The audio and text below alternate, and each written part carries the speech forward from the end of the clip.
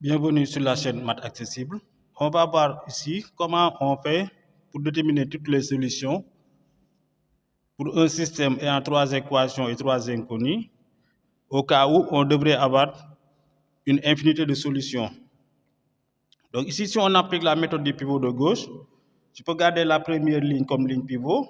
Je peux éliminer x ou y facilement, mais je vais décider d'éliminer le x. Donc je peux écrire la première ligne x plus y plus 2z égale 1. Pour éliminer la deuxième ligne, je peux multiplier la première ligne par 2. Donc je répète, on peut faire les calculs à côté. Donc j'aurai 2x plus 2y plus 2z plus 4z égale 2. Je recopie la deuxième ligne, donc 2x plus 3y moins z égale moins 3. Je vais faire la différence, la deuxième ligne moins la première ligne. Donc L2 moins L1 ici. J'obtiens quoi? Les x vont sauter. 3y moins 2y, ça me donne y. Moins 4z, ça fait moins 5z. Moins 2 moins 3 égale moins 5. Donc j'obtiens y moins 5z égale moins 5. Pour la troisième ligne et la première ligne, il suffit de multiplier la première ligne par 3. Donc on a 3x moins 3, c'est 0. 3y plus y, ça fait 4y. 3 fois 2, 6. 6 moins 26, ça fait moins 20. Z égale 3 moins 23, ça fait moins 20. Voilà, on avait dit que si on a une ligne, on peut multiplier ou bien diviser par un même nombre réel non nul. Et si on fait ça ici, qu'est-ce qu'on obtient? On a x plus y plus 2z égale 1. Y moins 5z égale moins 5. Sur la troisième ligne aussi, je peux diviser donc multiplier par 1 quart, je vais obtenir y moins 5z égale moins 5. Vous voyez que la troisième ligne et la deuxième ligne sont identiques. Donc si je fais leur différence, en multipliant la troisième par moins 1, je vais obtenir 0 égale 0, ça ne donne rien. On ne peut pas continuer ici. Donc on va garder seulement la première et une des lignes. X plus y plus 2z égale 1. Y moins 5z égale moins 5. Voilà, ici, pour continuer, il faut fixer une des inconnues.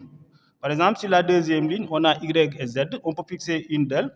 Ici, il est préférable de dire soit z égale t, un réel donné. Donc, on va exprimer x et y en fonction de t. Qu'est-ce qu'on obtient? Donc, y égale moins 5 plus 5z égale moins 5 plus 5t. Maintenant, connaissant z et t et y en fonction de t, je peux déterminer x plus y plus 2z égale 1. Donc x plus moins 5 plus 5t plus 2 fois z, donc 2t égale 1. Donc j'obtiens quoi? X moins 5 plus 5t plus 2t égale 1, c'est-à-dire x égale, ici j'obtiens 5 plus 1, 6. 5t plus 2t, ça fait 7t, donc j'obtiens moins 7t plus 6. Je connais x, y et z en fonction de t, je peux donner donc l'ensemble des solutions. S égale moins 7t plus 6. Y égale 5t moins 5. Et z égale t. Maintenant, pour tout réel t appartenant à R. Donc on voit ici qu'on a une infinité de solutions. Et pour avoir un triple solution, il suffit de donner à t une valeur. On va donner aussi un autre exemple où on aura un cas particulier et comment on fait pour résoudre ça. Voilà, on va considérer ici le système là. On a 3 inconnus. Mais le problème, c'est qu'on ne peut pas appliquer la méthode du pivot de gauche. Donc, comment on fait? Mais si on regarde la deuxième ligne, on voit que les inconnus x et y sont en situation de proportionnalité et elles sont exprimées aussi, ou bien on peut les exprimer en fonction de z. Donc, c'est ce qu'on va faire.